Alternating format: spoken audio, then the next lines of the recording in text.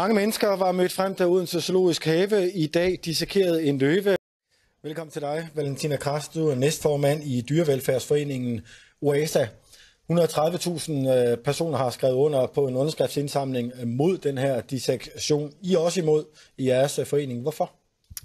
Jamen, vi er ikke imod dissekering af dyr, hvis det har et reelt og videnskabeligt formål. Men jeg tror, man skal gøre sig den tanke, at Odense Zoo, ligesom København Zoo, er en forretning, som opsætter et show for betalende gæster, og det er på bekostning af dyr, som er avlet i fangenskab og nu aflivet i fangenskab. Hvordan er det på bekostning af et dyr? Løven skulle jo, så vidt jeg kan forstå, dø alligevel, for den passede ikke ind i det system, man har rundt omkring i zoologiske haver. Nej, men man kunne så spørge sig selv, hvad er behovet for at have sådan en løve i fangenskab i Odense eller i København, hvis dens naturlige formål vil være at leve på savannen et eller andet sted. Så er det jo for betalende gæster, og det er på bekostning af dyret, at det overhovedet finder sted. Men så er vi ude i at tale helt om, at zoologiske haver skal være det der. Det er det også. Det er det. Den her dissekering, vi hører fra de gæster, der ser det, at de har fået noget ud af det, og det er spændende at se og sådan noget. Så det kan godt være, at der ikke ligger et videnskabeligt formål bag det, men der kan godt være noget læring i det alligevel for børn, og så også noget fascination. Jeg vil heller ikke nødvendigvis et fyord. Altså, for os er der to ting i det.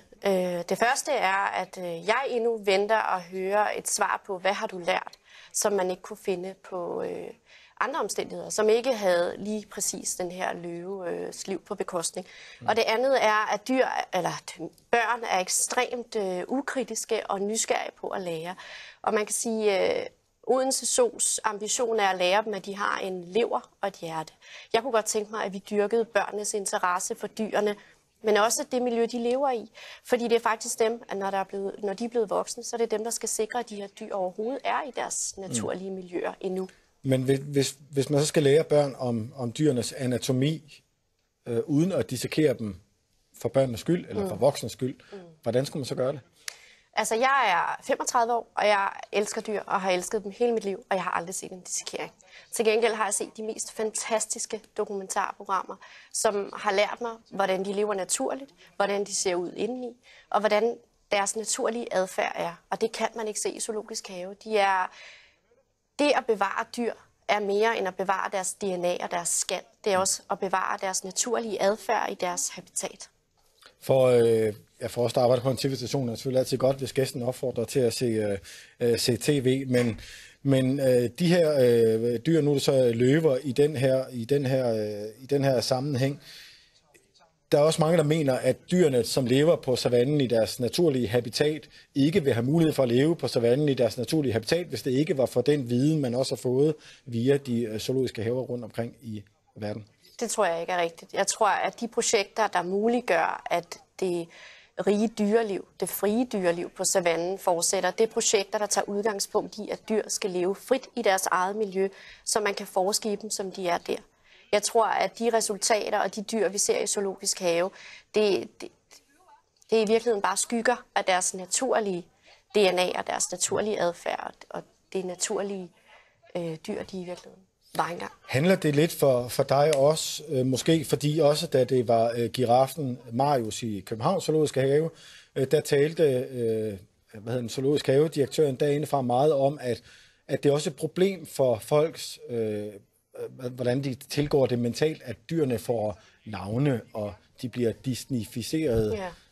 Kunne det være det, der var sket for dig også? Nej, men jeg har sagt før, at Bens udtalelser om, hvordan vi, der kæmper for dyrs rettigheder og dyrs liv, at det skulle anses for at være disneyficering, så vil jeg bare sige, at det er ham, der holder dem i cementindhegninger, og det er mig, der gerne vil se dem på savannen.